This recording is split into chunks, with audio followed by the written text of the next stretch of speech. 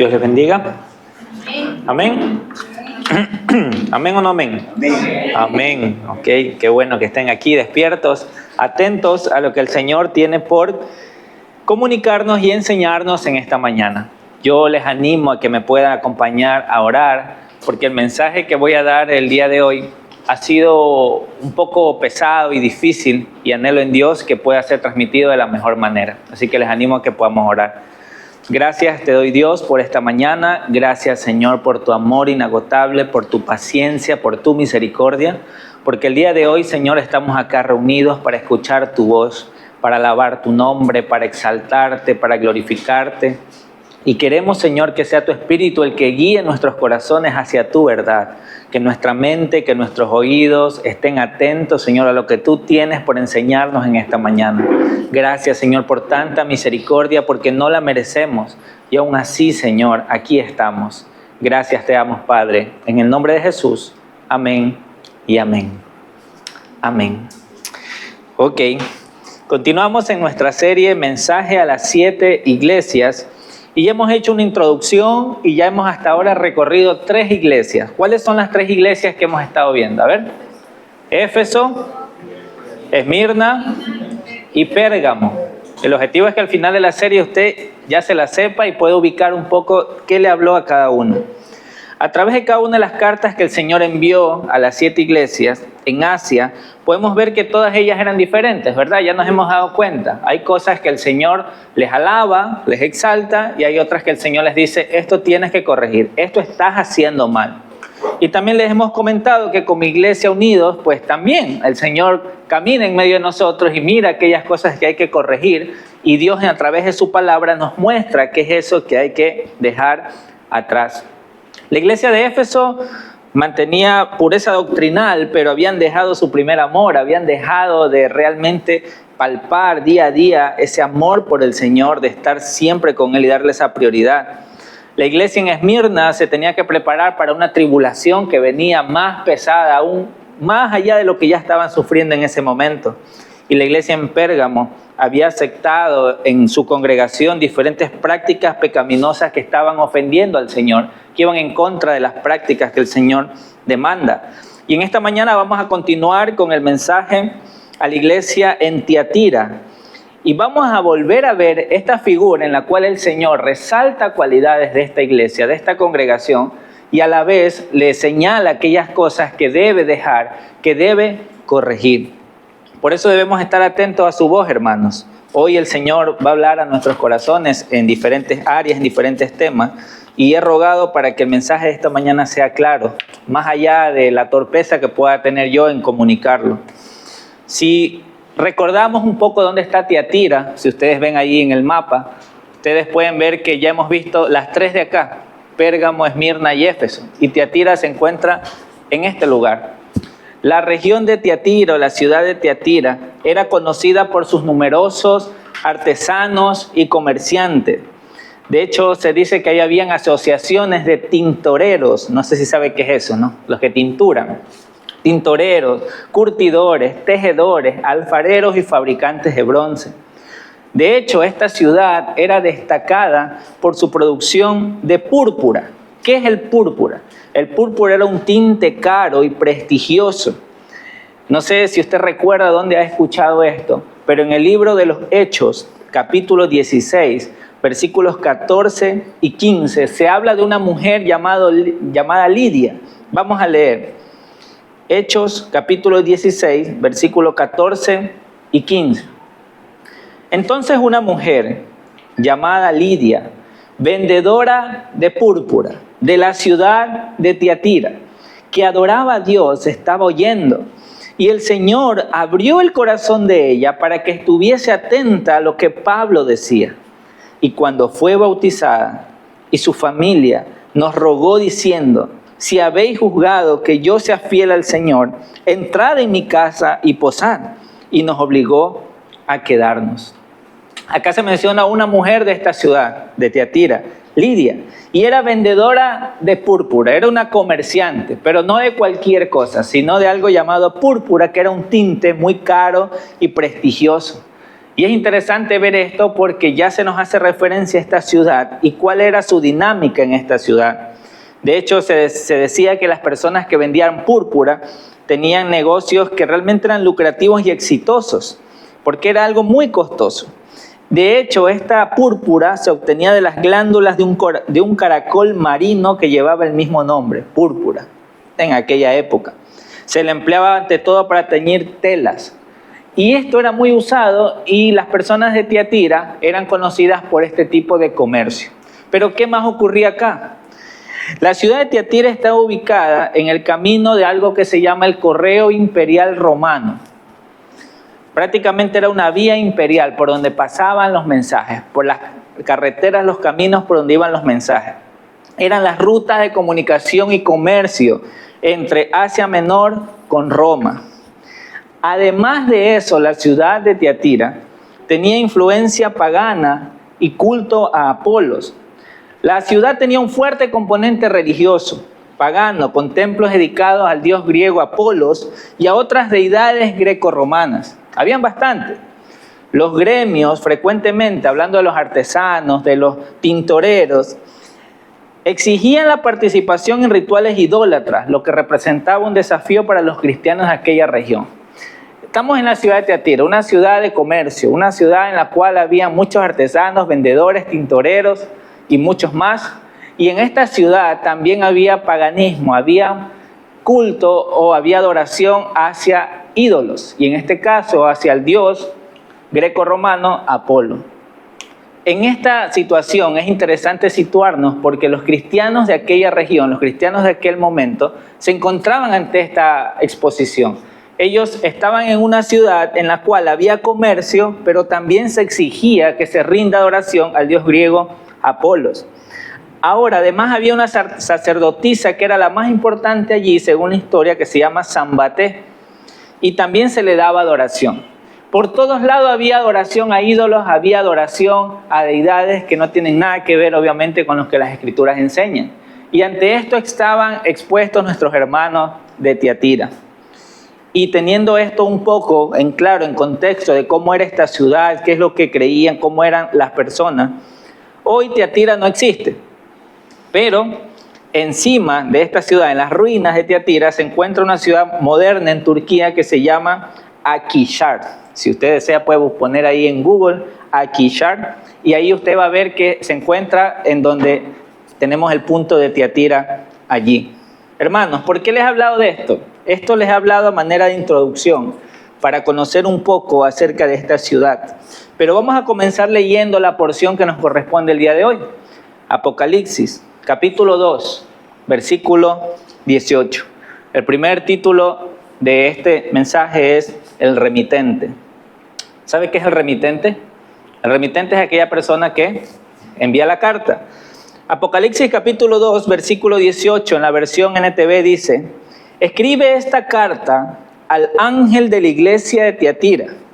Este es el mensaje del Hijo de Dios, el que tiene los ojos como llama de fuego y los pies como bronce pulido.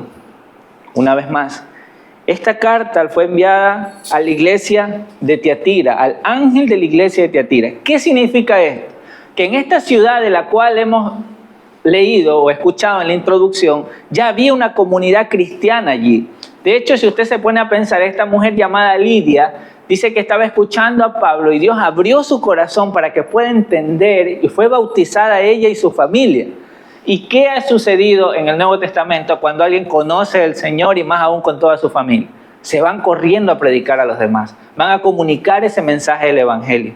Y muchos dicen que esta mujer llamada Lidia fue una de las primeras en estar comunicando de ese evangelio, de esa verdad en esta ciudad. Pero ya para la época en la cual se envía esta carta, ya hay una comunidad cristiana. Y en esta comunidad cristiana se nos dice que el que está enviando la carta es el Hijo de Dios, el que tiene los ojos como llama de fuego y los pies como bronce pulido. ¿Qué significa esto? ¿Por qué? ¿Se acuerdan que les mencionaba de cómo el Señor en su misericordia permite que cada iglesia tenga una forma en cómo lo miraban a Jesús? En las anteriores decía aquel que estuvo muerto y ahora vive. El que el que camina entre los candeleros. Y ahora se habla del Hijo de Dios, el que tiene ojos como llama de fuego y el que tiene los pies como bronce pulido. Primero habla acerca de qué es el Hijo de Dios. ¿Por qué era necesario que esta iglesia entienda y reconozca que quien le está enviando esta carta, este mensaje, es el Hijo de Dios? Ese título, Hijo de Dios, hermanos, nos hace énfasis, entre muchas cosas, acerca de la divinidad de Jesús. Nos hace énfasis en su encarnación, en su muerte, en su resurrección, porque el Hijo de Dios se hizo carne y vino y habitó entre nosotros. El hecho de que sea el Hijo de Dios nos hace entender que hay esperanza, porque su palabra nos enseña que Dios nos amó tanto que envió a su Hijo en rescate por nosotros. Por eso, primera de Juan, capítulo 5, versículo 12, nos dice: el que tiene al Hijo tiene la vida. El que no tiene al Hijo de Dios no tiene la vida. Hermanos, las Escrituras es clara. Jesucristo es el Hijo de Dios. Y aquel que tiene a Jesucristo tiene la vida. Quien no tiene a Jesucristo, quien lo rechaza, quien rechaza su deidad, quien rechaza quién realmente es Él, la Biblia enseña que no tiene la vida. Y no solo eso, sino que sus ojos son como llamas de fuego. Esta es una descripción que usted la encuentra en Apocalipsis 1:14. Recuerde que en Apocalipsis 1 se habla de este Jesús completo, todo lo que se habla de Jesús. Y en el mensaje a cada iglesia se toma una parte y se hace énfasis. Ojos como llama de fuego. Muchos teólogos, muchos eruditos concluyen que cuando habla de ojos de llamas de fuego, está hablando de su ira, de su santidad, de su juicio. Por eso es que Juan 3:36 nos dice que los que creen en el Hijo de Dios tienen vida eterna. Los que no obedecen al Hijo nunca tendrán vida eterna, sino que permanecen bajo la ira del justo juicio de Dios. Queridos hermanos y amigos, el reconocer que Jesucristo es el Hijo de Dios es de suma importancia para la fe cristiana. Es el centro, es el núcleo. El hecho de saber de que Dios envió a su Hijo, de que el Hijo de Dios no solo es de título, sino que realmente mostró con poder quién realmente era. Viniendo en carne, muriendo, resucitando al tercer día, ascendiendo a los cielos. Dios nos muestra que nos ama por medio de su Hijo Jesús. Por eso también menciona que sus pies son como bronce pulido. No sé si usted se ha puesto a investigar o conoce un poco acerca de estas frases, pero yo investigaba y hablaba de dos partes. Primero, ¿qué es el bronce y qué es el bruñido? En otras versiones dice pulido. Cuando hablamos del bronce, hablamos de un metal fuerte y resistente. Y muchos concluyen que es lo que representa acá es la firmeza, la justicia, la autoridad, el gobierno que tiene Jesús. Significa que su reino no será movido, no será sacudido, sus pies como bronce. Y cuando habla de que es pulido o es bruñido, indica que el metal ha sido refinado por fuego. Significa que ha sido quitado todas las impurezas, que ha quedado totalmente puro. Y cuando leemos en su totalidad de que este es el mensaje del Hijo de Dios, el que tiene los ojos como llama de fuego y los pies como bronce pulido, ya nos da a entender que no es de cualquier persona, es del mismísimo Dios, aquel que es santo, aquel que es justo y que su gobierno no será conmovido. Esto es muy importante, hermanos, porque debemos entender quién nos está hablando en esta mañana. ¿De quién estamos escuchando este mensaje? Y estamos escuchando de aquel que vive y reina, de aquel que tiene sus ojos como llama de fuego, que implica su santidad, su justicia, su ira. Hermanos, en Daniel capítulo 10, usted lo puede leer en su casa. Ahí se detalla esta visión de un hombre que tiene los pies de bronce bruñido, para que pueda leer un poco más. Pero queridos hermanos, esto es de quién recibimos el mensaje. Ahora, ¿qué es lo que dice esta persona? ¿Qué es lo que dice Jesús a la iglesia? ¿Qué es lo que nos dice hoy a nosotros? Leamos. Apocalipsis capítulo 2, versículo 19 dice: yo sé todo lo que haces. He visto tu amor, tu fe, tu servicio y tu paciencia con perseverancia, y veo tu constante mejoría en todas estas cosas. Yo cuando leí eso, yo me alegraba y decía: wow, Señor, qué bacán. ¿Por qué? Porque a mí me lleva a entender que mi Dios no es un Dios que cierra los ojos ante todo lo que yo hago o pueda hacer, sino que es alguien que está atento. Fíjense cómo dice, yo sé. O sea, Él tiene por conocimiento todo. No hay nada que se escape de sus manos. Proverbios capítulo 15:3 nos dice que los ojos del Señor están en todo lugar. No hay nada que se le escape. No es que usted está ahí tratando de servir a otro y el Señor no toma en cuenta eso. El Señor lo está viendo, hermano. El Señor está pendiente de todo. Y acá a la iglesia de Tiatira, el Señor le dice, yo sé todo lo que haces. Yo he visto tu amor, tu fe, tu servicio, tu paciencia. Queridos hermanos, el Señor sabe todo el esfuerzo que haces por servirle, por mostrar amor, por mostrar fe, por mostrarle amor aún a aquellas personas que te rechazan, por mostrarle amor aún a aquellas personas que no se merecen, entre comillas, amor. Usted tampoco lo merece, yo tampoco, pero el Señor en su gracia nos da de su amor para brindarle a los demás. El Señor ha visto tu fe, cómo en medio de las pruebas y las dificultades sigues manteniendo la mirada en aquel que vive. Tratas de salir adelante confiando en que Él te va a ayudar. El Señor dice, yo sé de tu servicio. Yo sé que realmente estás haciendo lo mejor que puedes. Sé que te estás esforzando, sé que tienes paciencia, sé que estás perseverando. Y además no solo eso, hermano. Si eso puede parecer muy hermoso, para mí es más hermoso lo que dice después. Y veo tu constante mejoría en estas cosas. O sea, no solo me estoy quedando allí, sino que el Señor está viendo cómo voy incrementando en amor, en fe, en servicio, en paciencia, en perseverancia. Y yo digo, qué bien, Señor, gracias. Gracias porque nos muestras que tú estás viendo todo. A veces nosotros podemos estar haciendo algo bueno para el Señor, pero no hay nadie alrededor que nos aplauda.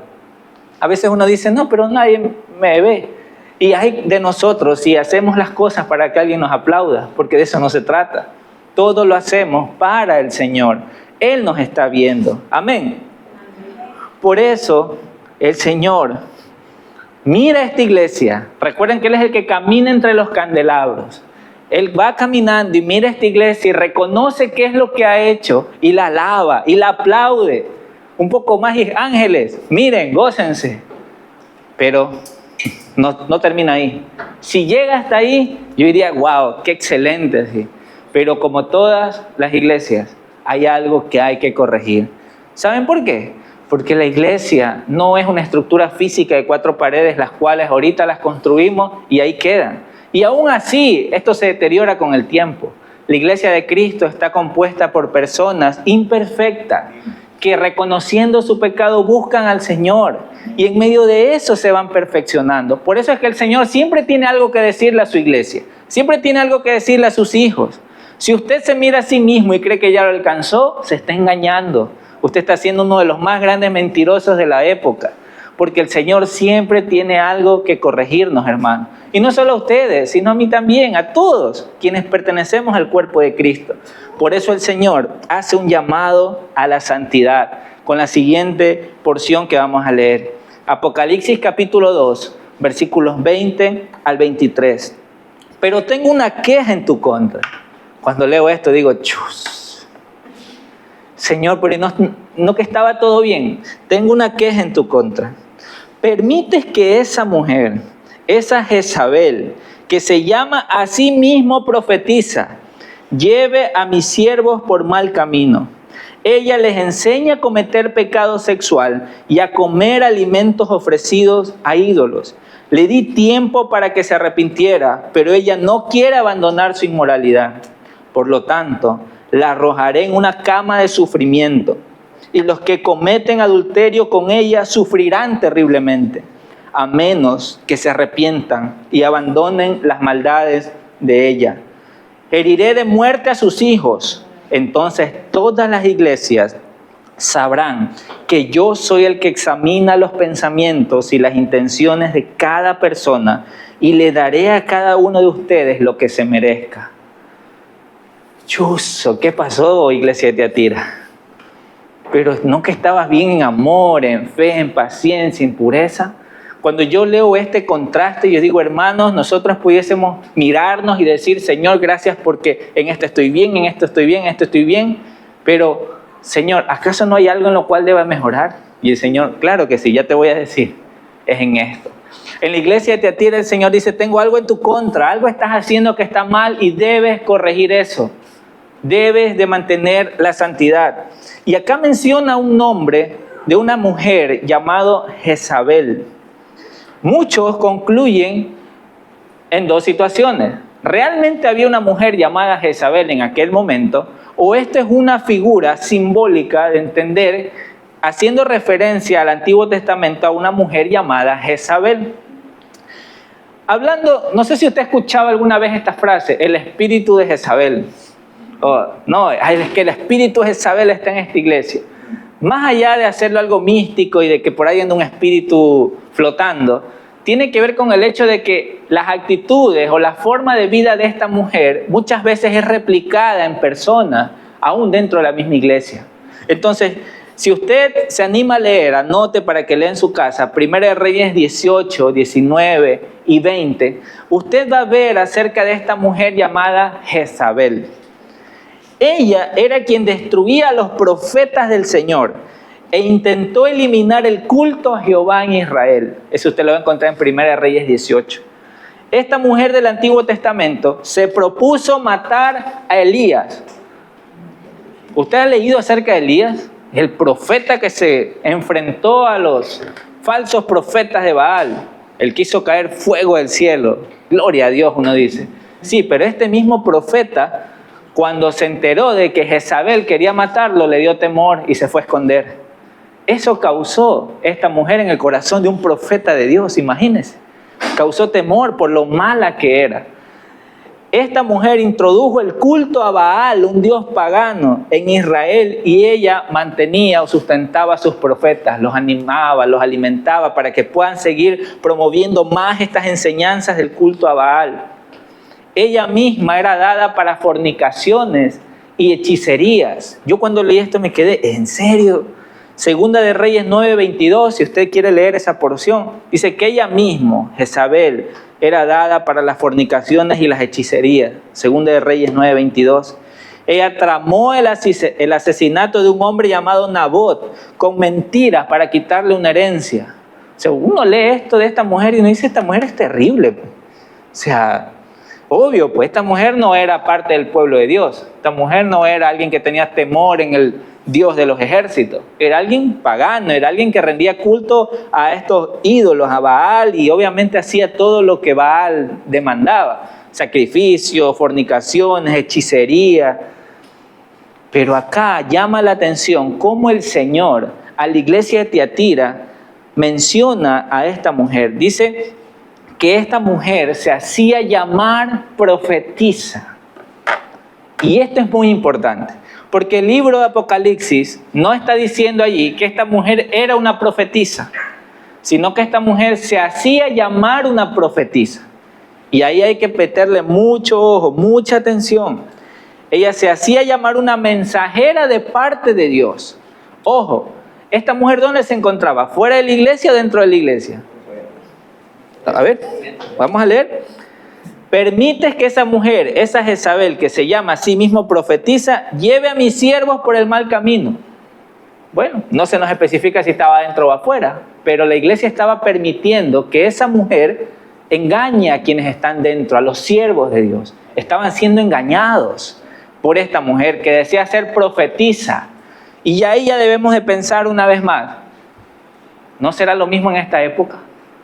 ¿No nos estará pasando lo mismo a nosotros? ¿Cuántos se levantan diciendo, yo soy un profeta de Dios, yo soy un apóstol, yo soy un maestro? Pero sus enseñanzas son distintas a lo que las Escrituras enseñan acerca del Dios verdadero. Cuidado, hermanos, porque nosotros estamos expuestos aún en esta generación a los falsos profetas, a los falsos maestros, a los falsos apóstoles, personas que se toman el nombre de Dios para desviar a las personas del camino de Dios. Esta mujer era un ejemplo. Ella se hacía llamar a sí misma, yo soy la profetisa Jezabel. Y ella hacía con sus enseñanzas que los siervos de Dios se desvíen y vayan hacia fornicaciones y comidas sacrificadas a los ídolos. Cuidado con los falsos profetas falsos maestros y falsos apóstoles. El apóstol Pedro nos da esta advertencia. Ayúdenme en su Biblia, por favor. Segunda de Pedro, capítulo 2, versículos del 1 al 3. Segunda de Pedro, capítulo 2, versículos del 1 al 3. Fíjense lo que se menciona acá.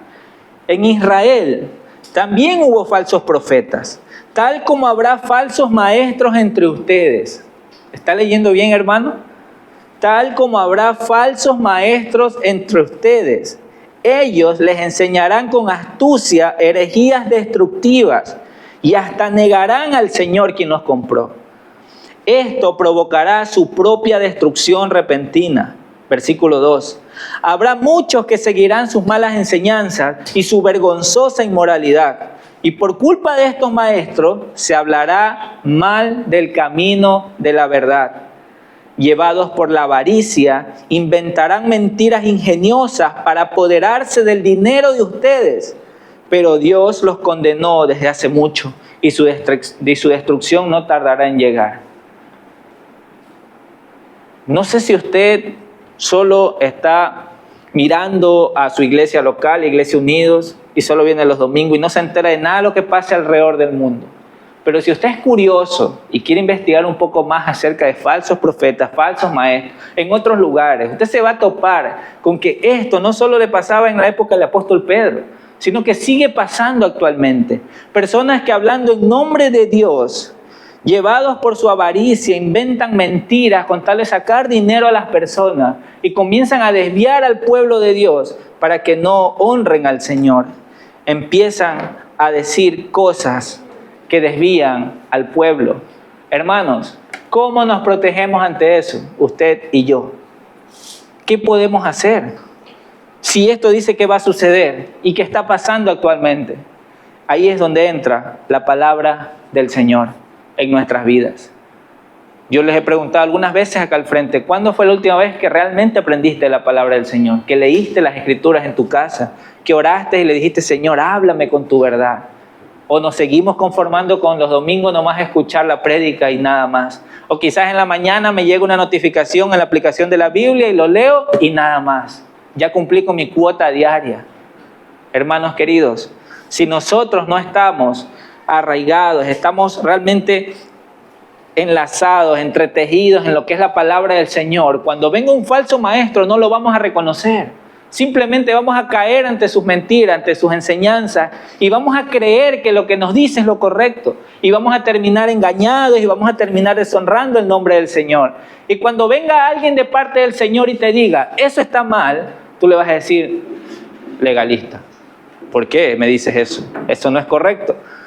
Así que hermanos, es interesante ver cómo en el libro de Apocalipsis dice que esta mujer enseña a cometer pecado sexual.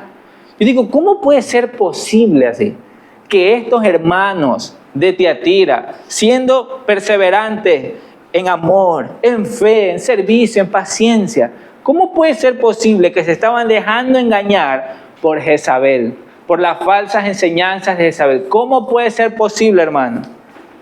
Yo les digo una vez más, queridos amigos y hermanos, si usted cree estar firme, sígase examinando, mire que no caiga. Porque acá vemos hermanos, personas de esta congregación que estaban siendo engañados, estaban siendo desviados para cometer pecado sexual. Ahora, si hay alguien acá que viene y les dice desde el púlpito, le dice, hermanos, está muy bien tener relaciones sexuales antes del matrimonio, háganlo. Ustedes lo van a apedrear y lo van a botar de acá, porque obviamente es algo explícito, la Biblia no enseña eso. Pero ¿cómo esta congregación se estaba dejando engañar? Por eso quiero topar un tema en esta mañana que muy pocas veces se topa, y es el tema de la sensualidad. Hermanos, cuando hablamos de pecado sexual se nos vienen dos cosas a la mente, fornicación y adulterio, que son los nombres más conocidos en cuanto al pecado sexual. Fornicación, entre comillas, relaciones antes del matrimonio. Adulterio, que estando ya casado, pues estás teniendo intimidad sexual con alguien que no es tu esposo. En otras palabras, ya, en sencillas palabras. Pero, ¿cómo puede ser posible que esta mujer que se hace llamar profetisa estaba engañando a los siervos de Dios para que cometan pecado sexual? Y ahí es donde quiero hablar de la sensualidad. ¿Sabe usted qué es la sensualidad? Uno puede decir, no, pero no creo que sea algo malo, porque el pecado realmente es fornicar y adulterar. ¿Qué es la sensualidad? Se dice, si usted investiga, la sensualidad es una inclinación desordenada hacia el placer carnal, especialmente cuando te lleva al pecado. La sensualidad comienza como algo previo para pecar. O incluso la sensualidad puede ser el pecado en sí mismo, y ya voy a hablar acerca de esto. En Gálatas 5:19, puede ir a su Biblia para que vea que no me estoy inventando esto. Gálatas 5:19, se menciona la sensualidad como una obra de la carne. Creo que lo tengo acá en pantalla, Gálatas 5:19. Cuando ustedes siguen los deseos de la naturaleza pecaminosa, los resultados son más que claros: inmoralidad sexual, impureza y pasiones sensuales. ¿Qué es esto? ¿Saben que los que están atrapados en la sensualidad y que no se dan cuenta, sus ojos, como están atrapados en la sensualidad, en querer satisfacer esos deseos de su carne, sus ojos son atrapados por algo llamado pornografía? Porque tienen ese instinto de querer saciar esos placeres y entonces con sus ojos buscan la manera, de manera explícita, de ir a páginas para tratar de ver intimidad sexual entre hombres, mujeres o actualmente entre cualquier persona, hasta con animales, niños y todo. Porque tratan de satisfacer su deseo sexual, por lo menos con los ojos, ya que no lo pueden hacer en la práctica. O aquellos quienes están entrelazados con esta sensualidad, complacen sus oídos con conversaciones malas, con chismes, con músicas indecentes, con cosas que les provoca eso para tratar de sentirse con placer, con alegría, con gozo, entre comillas.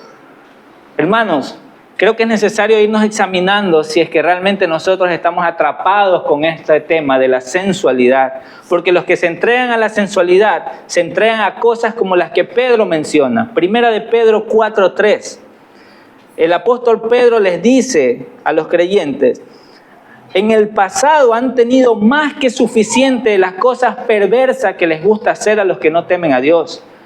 Inmoralidad, pasiones sexuales, parrandas, borracheras, fiestas desenfrenadas y abominable adoración a ídolos. Queridos hermanos, quienes están atrapados en la sensualidad buscan la manera de satisfacer sus deseos de alguna u otra forma. Por eso es que cuando hablamos de pecado sexual, de alguna manera solo pensamos en fornicación y adulterio, pero la sensualidad también está ahí, en el cual nosotros con esos ánimos, deseos, tratamos de satisfacernos, ya sea en drogas, en alcohol, en necedad o de manera práctica, ya con una persona, de manera física, que ahí ya podíamos caer en fornicación o adulterio. Hermanos, ¿cómo están nuestros corazones delante del Señor? ¿Nosotros realmente hemos caído en sensualidad? Voy a seguir hablando un poco de esto porque Efesios 4:19 dice que quienes están en esto han perdido la vergüenza, viven para los placeres sensuales y practican con gusto toda clase de impureza. Una vez más, han perdido la vergüenza. Hermano, usted puede decir, sí, pero gracias a Dios yo no he caído, no caigo en fornicación, no caigo en adulterio. Sí, pero ¿y en la sensualidad? ¿Acaso no hemos caído? ¿Acaso no está cayendo usted? ¿Qué es lo que lo tiene atrapado a usted? Que usted dice, no, pero yo no estoy cometiendo pecado sexual, pero de alguna u otra manera está satisfaciendo esos deseos carnales en su mente, en su corazón. Usted a través de lo que ve, de lo que escucha. Hagámoslo más práctico. Y puedo topar un tema que es un poco difícil dentro de las iglesias, y es cómo te vistes. ¿Cómo te vistes? Hombres y mujeres, hermanos. No le vamos a echar solo la culpa a las mujeres. No, hombres y mujeres. Pastor, ¿pero por qué vas a hablar de ese tema? ¿Qué? ¿Vamos a ser legalistas en esta iglesia? Hermanos queridos, es necesario hablar de esto. ¿Qué tan dispuesto estás a que te llame exagerado con tal de guardar tu santidad? ¿Qué tan dispuesto estás? A que te digan, ay no, que eres legalista, eres exagerado. No, yo soy cristiano y Dios está en mi corazón, no importa cómo me vista. ¿No has escuchado esos argumentos? No importa si yo estoy semidesnuda, voy por la calle o en la iglesia, voy como quiera. No importa, porque Dios está en mi corazón. La santidad es interna, no es externa. Yo he escuchado argumentos como eso, incluso en jóvenes. Yo les he dicho, hermanos queridos, como tú te muestras, como tú te vistes, como tú te expones ante los demás, habla de alguna manera de lo que hay en tu corazón. Obviamente hay personas que pueden taparse de pies a cabeza y su corazón puede estar podrido. También, hermano, también. No me quiero ir a los extremos. Pero quiero hablar acerca de que nos examinemos cómo nos estamos vistiendo. ¿Qué estamos permitiendo, tanto hombres como mujeres? ¿Quieres estar a la moda? ¿Quieres vestirte bien? Está bien, eso no es pecado, hermano, pero no deshonres al Señor. Si a la moda es estar con unas blusas aquí que solo sean prácticamente como un interior de las mujeres arriba, un brasier, o ya estoy a la moda, me lo voy a poner, no hay problema. ¿En serio? Tengamos cuidado. O los hombres, no, vistámonos lo más apretado posible para que se nos vea todo lo que somos, los músculos, para que las miradas en las calles nos atrapen. Hermanos, cuidado, que eso no haya dentro del pueblo de Dios, dentro de nuestros corazones. Porque como les digo, no estoy cayendo en fornicación, no estoy cayendo en adulterio, pero hay sensualidad en mí. Y entonces eso me lleva a buscar la manera de que los demás me miren o yo mirar a los demás. Y cuando pasa un hombre o pasa una mujer, los ojos se me van porque estoy satisfaciendo mis deseos en la mente. Otra vez, no estoy fornicando, no estoy adulterando, pero estoy satisfaciendo mis deseos en la mente. Y sigue siendo pecado, hermanos, delante del Señor. Así que sigamos hablando. Las solteras, los solteros, guarden su cuerpo de los ojos sensuales que están a su alrededor. Y ustedes guarden sus ojos también ante los demás. Los casados, síganse guardando. ¿Qué? ¿Porque ya están casados no se deben guardar? Claro que sí. Porque puede ser que caigamos en lo otro, en adulterio. Y que si no estamos adulterando físicamente, en nuestra mente podemos estar pecando en contra de nuestro cónyuge. Así que, hermano, cuidado. Hay personas que esto que estoy hablando dicen, no creo. No, eso a mí no me pasa, le pasa a otro. Cuidado, hermano. Cuidado. Yo no me creo fuerte en esto. Y yo le animo a que usted no se considere tan fuerte. Agarre fortaleza del Señor, sí. Vaya cada día al Señor y que lo examine, sí. Pero no crea que ya lo alcanzó, hermano. Examínese a sí mismo. Y si Dios ha permitido que hoy tenga la oportunidad de hablar de esto, es por algo, hermano. La iglesia de Tiatira toleraba el pecado y eso lo hacía impura. Se estaba manchando, se estaba contaminando. Jesucristo murió para que la iglesia sea pura y sin mancha. Pero por causa del pecado que hay a nuestro alrededor y aún en nosotros comenzamos a mancharnos. Esta iglesia de Tiatira, en otras palabras, al parecer no estaba corrigiendo estas cosas. No estaba realmente diciéndole no a este tipo de personas como Jezabel, que estaban motivando a los demás a que pequen sexualmente. La iglesia de Tiatira estaba tolerando estas enseñanzas. Ahora, ¿sabes que no necesitas ver pornografía explícitamente, mirar una página, entrar, ver videos o imágenes para poder decir que estás pecando? Sino que Satanás es tan astuto que ha hecho que la pornografía esté ahora al alcance de una serie, de una película, de algún documental, de algo. De hecho, no sé si usted sabía, pero ya las series o las películas se hace énfasis en la categoría mayores de 18, mayores de 16. Y cuando usted pone una serie o una película en una plataforma, ahí arriba sale desnudos, violencia, contenido sexual explícito. Cuando yo veo eso, yo pongo pausa y me voy, aunque sea interesante. Ojo, es mi caso. Puede ser que hay otras personas que luchen con eso y digan, no, yo si veo ese tipo de cosas no me va a pasar nada. No, eso le pasa a otro, esa no es mi lucha. Cuidado, les digo. Cuidado una vez más. Saben que yo vi una película, bueno, es 2 partes de la película que me enganchó mucho, era mayores de 13 y no tenía mayor cosa. Chévere estaba la película. Luego vi que sacaron una serie de esta película y yo me fui a la plataforma y dije, la voy a ver, y empecé a verla. Pero esta serie decía mayores a 16. Decía violencia, contenido, desnudo. Y dije, ¿será que hay eso? Y me puse a ver esa serie. Empecé a verla y ya la serie el capítulo duraba 1 hora. Ya iba por el minuto 45 y no había pasado nada malo, nada raro. Dije, qué chévere, no tiene nada de esto. Y estaba súper interesante, me encantó. Cuando ya empieza a haber una escena, una música sensual, empieza un hombre, una mujer a darse besos, caricias, empiezan a quitarse la ropa y dije, ya sé hasta dónde va esto. Y si es mayores a 16, esto va a estar muy explícito. No me imagino los mayores a 18, ¿no? Yo no he visto ese tipo de contenido. Pero no solo en series, también hay animes. También hay contenido de dibujitos para promover este tipo de sensualidades. Y cuando yo vi eso, tuve que tomar una decisión. Me acuerdo que le conté a mi esposa, porque solo yo la estaba viendo. Le conté a mi esposa y le dije, ya voy a dejar de ver esa serie. ¿Y por qué? Pero si estabas tan emocionado que estaba chévere la historia. Y yo le estaba contando la historia. Porque empezaron a salir estas cosas y yo quiero guardar mi corazón.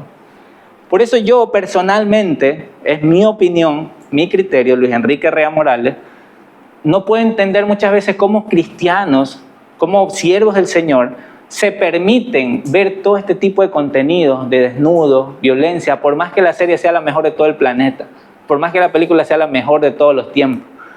Yo les animo y les doy un consejo, no se expongan. Alejen sus ojos, su mente a este tipo de cosas, por más que todo el mundo esté hablando de esa serie, por más que todo el mundo esté hablando de ese anime, no. De hecho, recibí el otro día el consejo de alguien que me dijo, mírate este anime que está chéverísimo. Y yo me meto y lo veo, mayores de 16, y todo lo que les dije, dije, no lo voy a ver. Ya sé a lo que me expongo, hermano. Ya sé a lo que me expongo. Otra cosa es que yo estoy viendo y no sabía que iba a pasar escenas como esa. Es diferente, pero no nos hagamos los bobos en esta situación. Si ya sabemos las categorías y ya sabemos lo que está allí, no nos expongamos. ¿Amén o no amén? Amén. Hermanos, tengamos cuidado, cuidemos nuestra mente. Ahora, eso es mayores de 16, mayores de 18, pero ¿y mayores de 13? Mayores de 8. ¿Saben que en este tipo de contenidos ya hay sensualidad? Hay bromas de doble sentido. Hay cosas que uno como adulto las ve y dice, el creador se fue por otro lado aquí. Los niños quizás no lo ven o no lo entiendan, pero uno como adulto sabe todas esas referencias de doble sentido que están haciendo. Alguien me dijo una vez, no, pero es que es tu mente dañada, Luis. No creo que los niños puedan ver eso. No se trata de mente dañada, hermano, sino que por la gracia de Dios, ya llevamos algunos años acá en este mundo y Dios ha permitido ver la maldad de diferentes maneras. Y sabemos que nuestros niños, nuestros adolescentes están expuestos a este tipo de contenido. Hermanos, no veas eso, no contamines tu mente. ¿Y qué más si hablar acerca de la música, hermano? ¿Qué música escuchas? Por eso yo, de verdad que no sé a veces ni cómo reaccionar ante cristianos o hermanos que me dicen, no, a mí me encanta esta música, a ver, déjame escucharla. Y empiezan a ver contenido sexual en la música, explícito, con gemidos, con cosas explícitas, que te quite la ropa, que te dice esto, te dice lo otro. Y digo, ¿en serio un cristiano está escuchando este tipo de cosas? ¿Cómo puede ser posible? Y nuestro pie empieza a moverse, porque los ritmos son pegajosos. Pero no participemos de este tipo de cosas. Hermanos queridos, en Tiatira también se hacían banquetes de comida sacrificada a los ídolos. ¿Qué es eso? En nuestro contexto quizás no lo entendemos mucho, pero allá, ¿recuerdan cuál era el dios griego que adoraban en Tiatira? El más famoso, porque había muchos, pero el más famoso era Apolos. Entonces allá estaba el dios griego, hacían banquetes para poder decir que en nombre de ese dios, pues tenían todo eso, y hasta ahí suena bonito, pero la mayoría de estos banquetes era en un ambiente de inmoralidad, con orgías, con fornicación para arriba y para abajo, con desnudos. Y muchas veces a quienes eran parte de todos estos gremios artesanos, todos estos gremios de los tintoreros, se les obligaba o se les decía que tienen que participar en estas cosas. Y ahí era una lucha para los cristianos. ¿Participo o no participo? Mi trabajo está en juego. ¿Qué hago? Y si no participo, me van a quitar del gremio, de la asociación de los artesanos. ¿Y ahora qué hago? Los cristianos también fueron enfrentados en aquella ciudad acerca de eso. Para los cristianos este tipo de cosas representaban tentación y compromiso con la idolatría y preferían no participar. Se abstenían de esto. Pero oh sorpresa, en Tiatira hay una mujer que dice ser profetisa que les decía, no importa, háganlo. Ustedes en su corazón están sirviendo al Señor. Si ellos están sacrificando a los ídolos, no importa, ustedes coman nomás, no hay problema. El apóstol Pablo en 1 Corintios capítulo 10, versículos 19 al 21, él explica un poco acerca de esto. 1 Corintios capítulo 10, versículos 19 al 21, él dice, ¿qué es lo que les trato de decir? ¿Que la comida ofrecida a los ídolos tiene alguna importancia? ¿O que los ídolos son dioses verdaderos? No, De ninguna manera. Lo que digo es que esos sacrificios se ofrecen a los demonios, no a Dios. Y no quiero que ustedes tengan parte con los demonios. Ustedes no pueden beber la copa del Señor y también la copa de los demonios. No pueden comer de la mesa del Señor y también de la mesa de los demonios. Es verdad, no tenemos nosotros esa práctica acá, como Ecuador, así de manera explícita. Pero les voy a mencionar unos cuantos ejemplos para ver si nos identificamos un poco. Halloween. Pastor, ¿por qué topa ese tema? No, pues si Halloween es bonito, pues es 31, nos disfrazamos y ahí estamos compartiendo. A ver, hermano, yo no estoy satanizando la fiesta de Halloween. Yo lo que quiero que como cristianos sepamos es que detrás de esta fiesta hay mucho satanismo, hay mucho ocultismo, brujería, hechicería. El pecado no es que alguien venga y se disfrace de Pikachu, se disfrace de alguna cosa. O sea, el pecado no es eso en sí mismo. El punto está que representa todo eso. Y muchas veces los niños terminan siendo los más afectados, porque inocentemente, entre comillas, los padres promueven esto y terminan siendo parte de una práctica mundial en el cual hay satanismo y hay ocultismo. Ojo, el pecado no es disfrazarse, hermano. No estoy diciendo que no le pongan cositas a sus niños, a sus hijos. No. Hablo de que seamos conscientes de que hay prácticas que de alguna manera, sin conocerlo, estamos siendo parte de esto. Estamos siendo parte de este tipo de cosas. Por ejemplo, los desfiles de orgullo gay. Hay gente que dice, no, es que hay que ir a apoyarlos porque pobrecitos, son rechazados, la minoría, hay que estar ahí en las marchas y todo. El que usted sea parte de este tipo de cosas está promoviendo de que lo que ellos están diciendo y lo que ellos están comentando está correcto. Cuando sabemos que en las Escrituras todo eso está en su contra. La Biblia no enseña nada de eso. En nuestro país, el 8 de julio de 2019, se legalizó el matrimonio igualitario. Es como que si nosotros como país estamos a favor de eso. ¿Sabía usted eso? Usted y yo como país estamos a favor de eso, entre comillas. Porque legalmente a nivel del mundo se dice Ecuador aprobó el matrimonio igualitario. Y yo soy ecuatoriano. Yo también estoy ahí. Bueno, yo no soy parte de eso, porque yo comunico que eso no es correcto. Y yo le animo a que usted como cristiano también lo comunique. Y no se haga como que no sabe el tema, sino que hable con la verdad de las Escrituras. El 28 de abril del 2021 se legalizó el matar a los niños desde su vientre, el aborto. Asimismo, a nivel mundial Ecuador promovió el aborto, pero usted lo promueve como cristiano. Pues entonces tenemos que levantar nuestra voz y comunicar y decir, no le agrada al Señor esta situación. Hermano, si es legal, no significa que sea palabra de Dios. ¿Me hago entender? Si se promueve en la Constitución o se aplica una ley, no significa que sea palabra de Dios. Por eso le puse ahí esa frase. Porque ¿qué pasa si ahora en estas elecciones gana alguien que promueve que a nuestros niños desde las escuelas se les enseñe de que ellos pueden escoger y que incluso se pueden operar en la edad que ellos quieran para cambiarse de género? ¿Qué vamos a hacer nosotros? No importa. Como el país lo está diciendo, el Estado lo está diciendo, debe estar bien. Por eso necesitamos escudriñar su palabra, para poder tener la verdad a nuestro lado, tener el conocimiento claro y hablar. Pero ¿y si me lo votan a mi hijo de la escuela? Pues que lo voten, hermano. Yo le he dicho a mi esposa eso. A mí me encantaría que mi hijo pueda ir a una escuela pública, porque allí van las personas de menos recursos. Y allí en ese lugar están expuestos todas estas generaciones de menos recursos a lo que el Estado diga. Y yo quisiera en el Señor que mi hijo pueda ser ahí un revolucionario desde chiquito. Anhelaría eso. Yo voy a orar.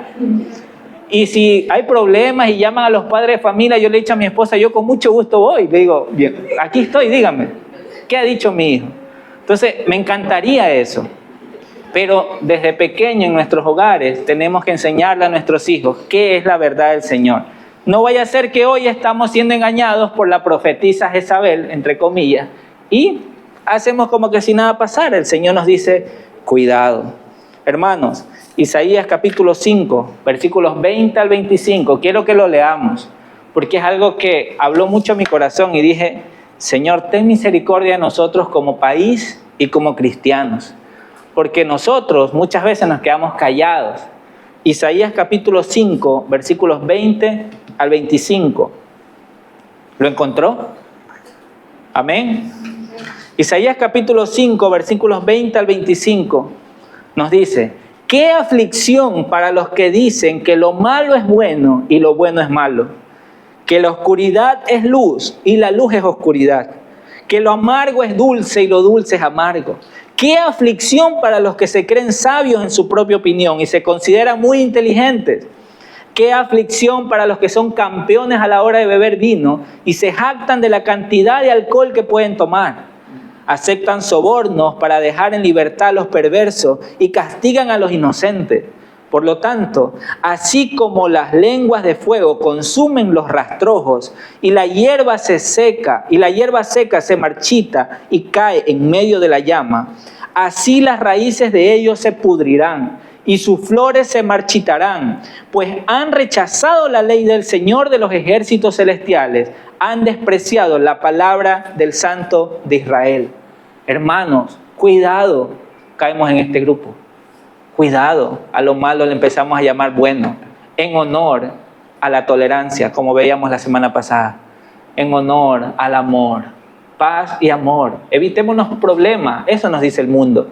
El Señor nos dice: bienaventurados si por mi nombre ustedes son afligidos, ustedes son perseguidos. El reino es de ustedes, dice el Señor. Amén.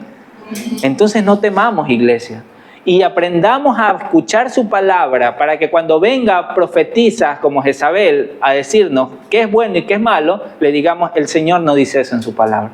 El Señor no nos enseña eso en su palabra.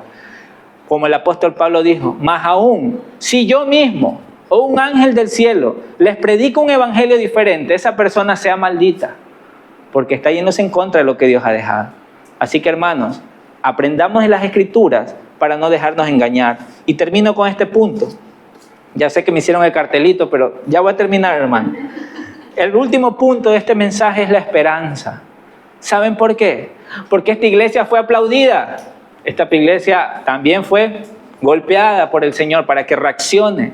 Y en medio de ese golpe, como siempre, el Señor nos da esperanza y nos dice: a menos que se arrepientan y abandonen las maldades de ellas. A menos que se arrepientan y abandonen las maldades de ellas. Si bien es cierto, hay una profetisa que está promoviéndoles acerca del pecado sexual, entregarse a los ídolos, ok. Hay personas que están siendo engañadas y ellos van a tener su castigo. A menos, dice el Señor, a menos que se arrepientan y abandonen las maldades de ellas. Hermanos, hoy tenemos la oportunidad de abandonar esas maldades. Hoy tenemos la oportunidad de arrepentirnos en caso de que hayamos caído en alguna de las cosas que mencioné de la sensualidad en nuestras vidas. Hermanos, hoy es el momento de arrepentirnos, porque el Señor nos enseña en su palabra que si confesamos nuestros pecados delante de Él, Él es fiel y justo para perdonarnos y limpiarnos de toda maldad. Hermanos, hay esperanza, hay esperanza. Debemos acercarnos al Señor. Deja que el Señor te perdone y te limpie. Deja que Él realmente haga su obra en ti. Sí, puede ser alguien que ya está aprendiendo del Señor y está perseverando y hay muchas cosas por aplaudirte, pero hay otras en las cuales hay que corregir y hay que arrepentirnos. Por eso el Señor termina en esta carta diciendo, Apocalipsis 2, 24 al 29, pero también tengo un mensaje para el resto de ustedes en Tiatira. Los que no han seguido esa falsa enseñanza, amén, dicen unos por ahí, verdades más profundas, entre comillas, como ellos la llaman, que en realidad son profundidades de Satanás. Y es que todos estos profetas, falsos maestros, apóstoles, siempre aparecen con nuevas revelaciones. Siempre aparecen con cosas que el Señor no ha dicho, con cosas novedosas. Y ahí es cuando tenemos que estar alerta para poder decir, lo que me estás enseñando, ¿Dios lo enseña en su palabra? Déjame revisar. ¿Dónde está esa enseñanza? No, es que yo soñé anoche, es que yo tuve una visión, se me presentó el ángel Gabriel, un poco más. O sea, no, hermano. El Señor no nos deja eso. Tenemos que aprender su palabra. Amén. No les pediré nada más, les dice el Señor. Versículo 25. Solo que retengan con firmeza lo que tienen hasta que yo venga. ¿Qué es lo que tú tienes, hermano? ¿Qué es lo que tú tienes ya? ¿Tienes fe en Cristo? ¿Tienes su palabra? ¿Tienes su amor? Entonces persevera en eso. Reténlo con firmeza. Tenlo allí. No lo negocies con el mundo. No te permitas, no te deslices, porque el Señor quiere que lo retengas con firmeza hasta que Él venga. Hermanos, ¿qué es retener con firmeza? Es lo que tú tienes, mantenerlo contigo a pesar de todos los azotes que se ven alrededor.